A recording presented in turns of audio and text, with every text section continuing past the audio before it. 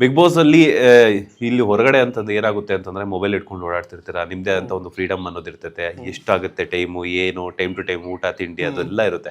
But big boss ಮನೆಯಲ್ಲಿ 24 hours ಕೂಡ ನಿಮ್ಗೆ ಎಷ್ಟು ಸಮಯ ಆಗಿದೆ ಅಂತ ಗೊತ್ತಾಗಲ್ಲ, ಯಾವ ಟೈಮಿಂಗ್ಸ್ ಏನೇನು ಆಗ್ತಿದೆ ಅಂತ ಗೊತ್ತಿಲ್ಲ.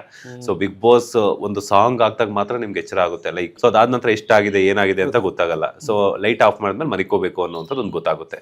ಸೊ ಹೆಂಗಿತ್ತು, ಒಂದು ಪಂಜರದೊಳಗಡೆ ಇರುವಂತಹ ಒಂದು ಗಿಣಿ ತರ ಆಗಿತ್ತಾ ಸರ್ ಅಥವಾ ಅಂದ್ರೆ ಹೌದು, ನನಗೂ ಇವನ್ನೆಲ್ಲ ಕಂಡುಹಿಡಿಬೇಕಂದ್ರೆ ಇದನ್ನೆಲ್ಲ ಗೊತ್ತಾಗಿಸ್ಕೋಬೇಕು ಅನ್ನೋದಕ್ಕೆ ಹೋಗಿದ್ದು.